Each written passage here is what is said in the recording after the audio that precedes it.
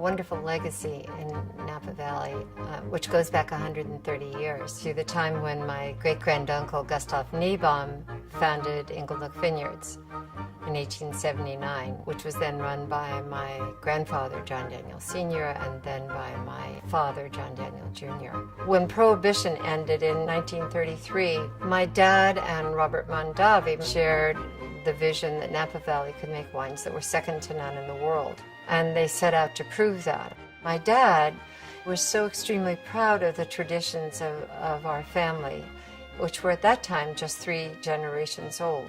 I arrived in Napa Valley in a receiving blanket and had the great pleasure and joy of growing up here at Inglenook.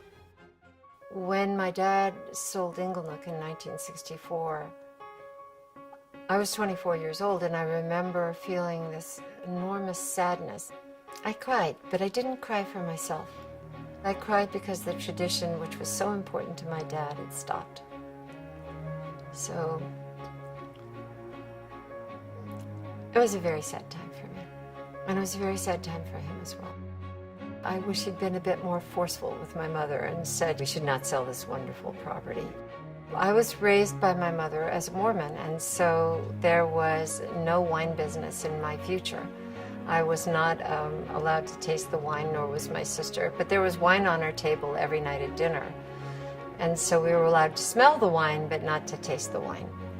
And I spent a lot of time in my life not going into the wine business because I was very concerned about these traditions that had been set up by Gustav Niebaum. Traditions that were all geared around excellence, the pinnacle of excellence. What if I couldn't make wines that were worthy?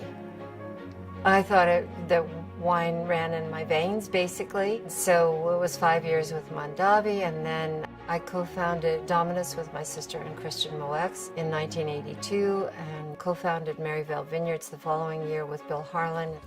Then in 1995, we stopped doing all those things, and we started Lail Vineyards.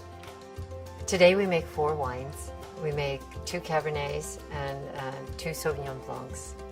I am really thrilled with the wines we're making. Just the business of being able to do it, just being able to make this wine, to carry forward this tradition. The wine business is all about showing up and showing up. It's always trying to figure out how to get to a broader audience and how to connect with a broader audience. How to excite a broader audience, how to set your brand apart. You bring to us people that we would never see, and a huge array of them. It's not just 10 or 20 people. Sure. So what you're doing from the vintner side of the equation is, I think, extremely important and very valuable. The destinations that you've put together, both the people who are seeking them and the destinations themselves, are so exciting.